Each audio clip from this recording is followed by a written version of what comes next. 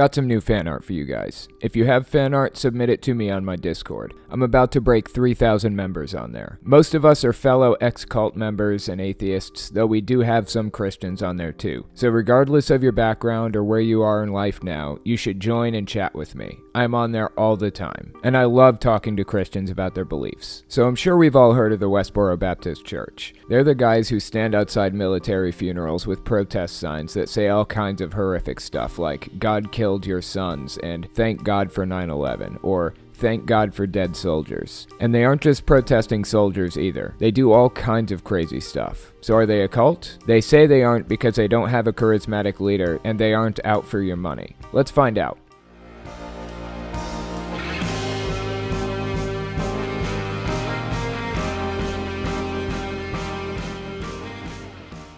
So what is the Westboro Baptist Church? It seems like a massive movement because you see them all over the place, right? It has a total of 85 members at last count. It's a single small church. When I was Jehovah's Witness, our Kingdom Hall had 114 members, and it was pretty small. 85 members is like nothing. They're just very vocal and they say some really messed up stuff. For example, their website is godhatesfags.com. I am not joking. That's their website. They like holding signs up that say God hates fags. Now, anybody who knows my channel knows that I am a strong supporter of the gay community. I think the hatred surrounding gay people is born of stupid tribalistic bullshit. So you guys can imagine what it was like having to go through some of the material for this video. The whole church is run by one big family called the Phelps family. Fred Phelps was the father and the pastor of the church. He founded it in 1955, but it didn't really get serious attention until later. So Fred is the father, and he was married to Margie Sims. They had Nathan Phelps, their son, and Shirley Phelps Roper. They've been shunning Nathan since his 18th birthday in 1976, but he permanently left in 1980. Then they have 6 grandchildren. Joshua Phelps Roper left the church February 20th, 2011. Rebecca Phelps Roper, Zach Phelps Roper left in May of 2014. Megan Phelps Roper left in 2012, Grace Phelps Roper left with Megan in 2014, and Libby Phelps left on March 13th, 2009. And of course, Fred the father died on March 19th, 2014. When I searched for his death, I saw a bunch of news articles using words like "good riddance" and "finally." It's kind of hard to find information on who leads it now, but according to some news articles who cite Nathan Phelps, it seems to be run by a group of 8 elders since Fred died. And by the way, now that Nathan Phelps is on the outside, he's an LGBT advocate and works for a non-profit that promotes secularism. So that's a win for society and a win for Nathan. So back to what I was saying about the family. When Megan and Grace revealed that they'd decided to leave the church, their father took them to a hotel before they'd even finished packing. Dude really wanted them out. Interestingly enough, they eventually ended up with a Jehovah's Witness couple at an Airbnb. Apparently, the Jehovah's Witness couple was worried that Megan and Grace might have been disfellowshipped Jehovah's Witnesses, but after they found out what had actually happened, the husband offered Megan a job at his company. And it turns out the Jehovah's Witnesses they stayed with have since left their religion too, so it all worked out in the end. Eventually, Megan went on to do some TED Talks and an interview with Joe Rogan and others. She hit the talk show circuit and got real attention after leaving. You know, honestly, there's a part of me that's glad that we have insane people like this, because it makes people realize how outrageous and ridiculous hatred for certain groups is. Like hating gay people. Is it really worth your time to go around talking about how God hates fags? Does God really hate one of his creations that much that he'd want you to ruin their life? Fred used to say that gay was a misnomer because gays could never be happy. Right off the bat, I disagree with that. I know plenty of happy gay people. However, I do know a lot of unhappy gay people who are unhappy because they've had to hide the fact that they're gay from their friends and family. It will eat you up inside, hiding who you are. If that's happening, please do yourself a favor and find a group of like-minded people with whom you can talk and keep yourself sane. Community is so important, especially when dealing with things like that. So anyways, Fred said gay isn't the right word because they aren't happy, but that fag was perfect because it meant a bundle of sticks, such as one would use for kindling, and they burned with their lusts and fueled the fires of hell. Dude gets crazier and crazier. So why did they protest funerals? According to Fred, death is an example of the curses of God. So protesting funerals was the best way to reach people since they'd seen an example of God's curse and would want to avoid it themselves. Only problem is the fact that what he was doing was definitely at the wrong place and the wrong time. He had an affinity for protesting soldiers' funerals specifically. He said the sins of the nation reflect on the soldiers. He said people said God bless America at the funerals, and God wasn't blessing America, he was cursing it. So they needed to go and tell those burdened with the sins of the nation. Like I said, there's a big part of me that's really glad we have extremists like this, because it helps people see the clear, distinct contrast between crazy and not crazy. It shows people how irrational hating somebody else for some arbitrary reason is. So as I'm sure you guys know, they're famous for holding up bright neon signs that say really messed up stuff. Let's take a look at some of my favorite signs of theirs. Let's see here. We've got, oh, this one's pretty good. We've got Antichrist Obama and God Hates Fag Enablers. That one's pretty classic. Then we've got Flamboyant Guy Standing in Front of Christians Cause Fag Marriage sign. That's an interesting choice. Also, we see USA is a curse to the earth. Then we've got You're Going to Hell, held nonchalantly by an old lady. And I think that's Fred Phelps standing in the background with a God is your enemy sign. And that appears to be his wife wrapped in an American flag, holding signs that say, not blessed, just cursed, and God hates you signs. And look at this one. They got kids to hold signs that say, God hates fag enablers, God hates America, and God blew up the shuttle. Presumably that one's referring to the Challenger shuttle from 1985? I don't know. What a weird sign to have.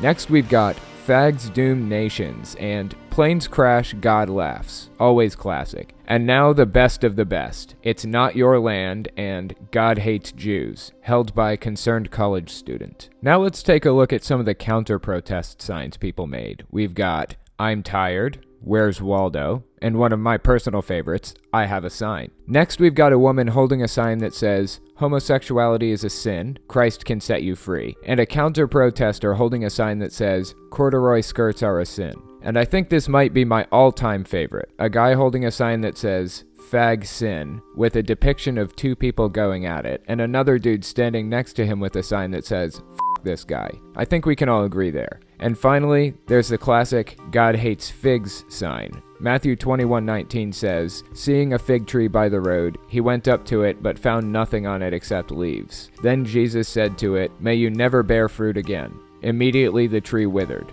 Clearly God hates figs. I don't think there's any debate about that. So, no more fig eating. That includes figs of the Newton variety. So are they a cult or not? Let's compare them to the BITE model. For those of you who don't know, the BITE model stands for behavior control, information control, thought control, and emotion control. Let's see if the church does any of this stuff.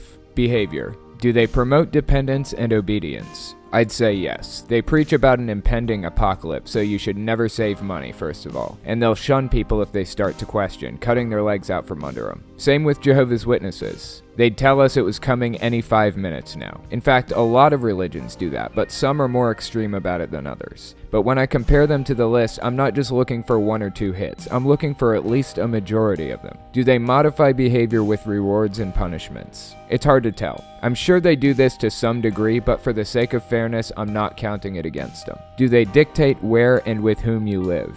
Well, you could say yes if you took a liberal view of this one and said they won't let you live with another person until you're married, but like before, for the sake of fairness, I'm not counting it against them. Do they restrict or control sexuality? Yes. Members are never allowed to date or marry outside the church, which is really hard to manage because it's so small, and a lot of them are related to each other, so they get a mark for this one. Do they control clothing and hairstyle? Yes. I don't have a source for this, so I'm not counting it, but just for the record, I came across this in my research. One ex-member was telling a story about not being allowed to wear a swimsuit she bought. And aside from that, women aren't allowed to cut their hair, so that's more than enough to count this one for me. Do they regulate what and how much you eat and drink? Not as far as I know, they don't regulate it that much, so I'm not counting this one against them either. Do they deprive you of 7 to 9 hours of sleep? Probably not. Just to be on the safe side, I'm gonna say no.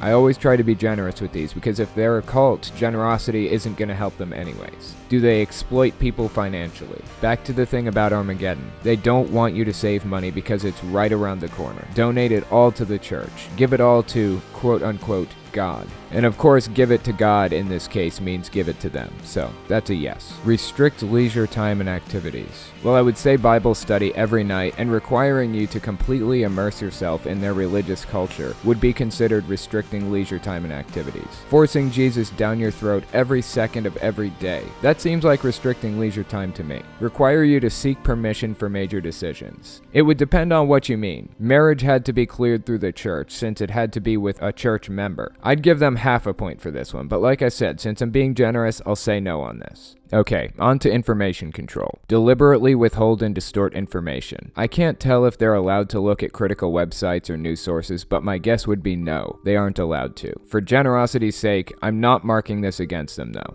I'd say no. Forbid you from speaking with ex-members and critics. Yes, absolutely no contact with ex-members, which is why Nathan Phelps hasn't talked to his family since 1980. Discourage access to non-cult sources of information. Again, I can't tell, so I'm not marking this one against them. Divide information into insider versus outsider doctrine. Yes, to an insane degree. They are really serious about this. They don't just make atheism or Islam or some other religion their enemy. They make Christianity their enemy too. They believe Christians are wrong about everything, and they're all going to hell. These 80-something people are the only ones making it to heaven, so yes, definitely. Generate and use propaganda extensively. While they're pretty famous for their horrific signs. Not only that, but they also have pamphlets, magazines, and videos published by the church. So this one's a yes. Use information gained in confession sessions against you. These next few kind of go together. I'm gonna say yes on this one. Gaslight to make you doubt your own memory.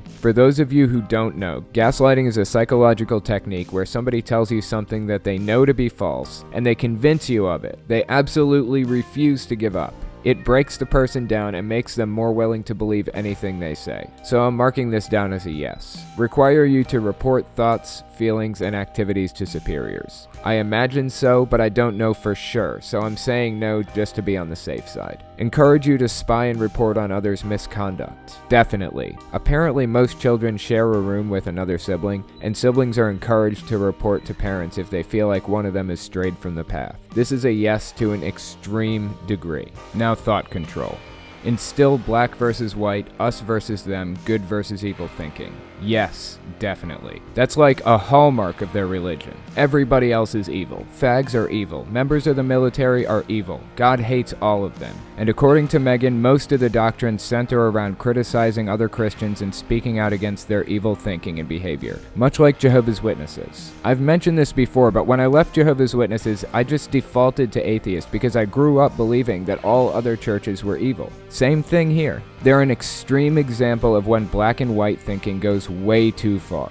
In fact, the extremeness of this one might actually be enough for me to call it a cult. Separating themselves from society and having such venom for outsiders is more than enough to justify calling them a cult. But we'll continue through the list. Change your identity, possibly even your name. Well, again, the definition would depend. I remember when the whole voter ID debate happened in the US a while back. Up until recently, you weren't required to bring a form of ID to prove you are who you say you are before you vote. You could just walk right in and vote. The Democrats didn't think it was a good idea because it felt like it was a Republican tactic to lower voter turnout, which usually ends better for Republicans. And the Republicans did want it because they wanted to lower voter fraud. Generally, I didn't think it would hurt to have an ID at the voting booth, though I consider myself liberal. Then I heard a really interesting argument. The Supreme Court was debating whether or not an ID could be considered a tax on voting, because it costs money to get a state ID. It seems petty, like an easy way to get the law turned down. But that kind of thing matters. It's in the Constitution, no taxes or fees on voting. Now ultimately I think we should have IDs to vote, but we should be able to use anything that proves we are who we say we are. Not just a state ID, a social security card, a birth certificate, a passport, anything like that. But that's beside the point. The point is that it may seem petty, but it's a legitimate argument. And in this case, you may think that me saying the Westboro Baptist Church changing your personality to be what they want it to be is insignificant. But you shouldn't underestimate its power. It's real. It has a real effect on people. I'm counting this one. Use loaded language and cliches to stop complex thought. It's hard to tell from the outside. I'm certain they do have this, but I don't have any examples, so I'm defaulting to saying no, out of generosity. Induce hypnotic or trance states to indoctrinate. Once again, same thing with the identity thing. It might seem insignificant to say praying and singing and studying constantly is putting people in a trance to indoctrinate, but I completely disagree with that. I think it's priming them to be more susceptible to suggestion. I'm saying yes for this. Teach thought-stopping techniques to prevent critical thoughts. Apparently they're expected to pray a lot more often than regular Christians, and I would call that a thought-stopping technique, so yes for this one. Allow only positive thoughts. Well, I'd say this is more like allow only positive thoughts about the church, only negative thoughts about the outsiders. I'm marking this one yes because it's a weird mix with the us versus them mentality. Use excessive meditation, singing, prayer, and chanting to block thoughts. Yes, definitely. Reject rational analysis, critical thinking, and doubt. Yes, without a doubt, and there are consequences if you don't. And finally, emotional control. Instill irrational fears of questioning or leaving the group.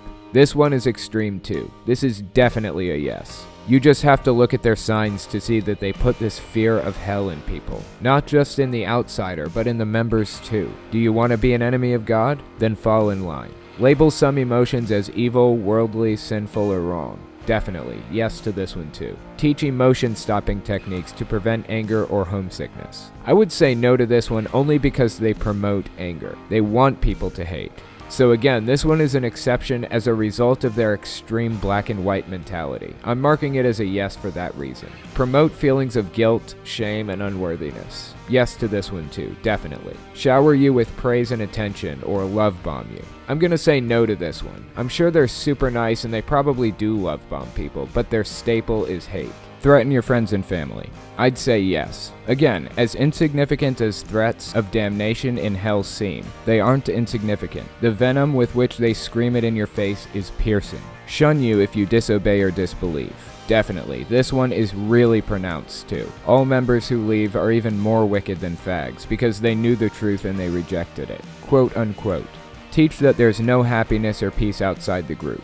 They spread this belief that nobody in the outside world is happy. Outsiders can never truly love or care about each other. And this is something you find with Jehovah's Witnesses too. Though the Westboro Baptist Church appears to be a little more extreme about it because they aren't pacifists like Jehovah's Witnesses are. In the end, these people led to me altering the scale to account for their odd, extreme behavior. I'm calling it the bite extremism scale, or just the bite scale. Eventually I'll come up with better markers for the bite model too. Unfortunately, by the time I'd come up with the new methodology, I'd already recorded and edited the video. Instead of just counting up points like I was before, I'm going to assign a point value to each criteria. I'm counting it up by the Fibonacci sequence. So we're going to use an index number to determine where they fit on the cult spectrum. 0 means they don't exhibit this quality in any way. The question doesn't even apply to them. 1 means they do it, but in a very minimalistic way. So if we're asking the question, do they change your personality to fit with the group? I would give a 1 to basically every religion on the planet because they all do that. It isn't always very much, but it happens. At least a little bit. I'd give Jehovah's Witnesses a 13 because they change your personality to a very high degree. And I'd give Heaven's Gate a 21 because they completely break you down and remake you in their image. The scale doesn't really max out anywhere, but 21 is probably the highest I've seen in any US-based religions. I might go higher on some things for certain Islamic cults like Wahhabism and threatening friends and family because they'll outright throw people off of roofs for questioning. I'd give Wahhabism a 34 for that one. Remember, it's the Fibonacci sequence, so points don't go from 1 to 5. It goes 1, 2, 3, 5, 8, 13, 21, and 34. So here's the Westboro Baptist Church's final score, 249. I'd say a standard common Methodist church is probably a 35. If they go above a certain amount overall or in a single category, they're a cult. I'm gonna have to do more thinking on what those values should be. I'd peg Jehovah's Witnesses above the 200s. That's insanely high. That means they're the extremist of the extreme in some areas. One of these days I'll go down the list and reanalyze all the cults I've already done with the new scale to see where they fall. Either way, these guys are extreme. They love saying that they aren't a cult because they don't have a charismatic leader at the top. They say the definition of a cult is a group of people who follow a single person. But that isn't true. It's an old definition at best. The bite model is a much more accurate method for determining whether or not they're a cult. And I'm calling it. These guys are most definitely a cult. This message is to Megan, Grace, and all the others who escaped. Guys, if you're watching, I'm sorry you had to go through that, but there's a community of people right here who want to know you, who've been through similar things, and who want to help you through it, just like we helped each other. You don't have to be alone. Talk to us. We understand. Not everybody can say that. That's all I've got for you. Follow me on Discord and Patreon, all social media, and follow my science channel. And I also want to thank the user Squirrels on Laptops for donating phones to help people who are being shunned by their family and are in a tight situation. Eventually I intend to set up a non-profit for that purpose, but this donation will help people until then. I'm not to the point where I can do it full time yet, but when I do get to that point, I'll let you guys know. Thanks for watching, guys.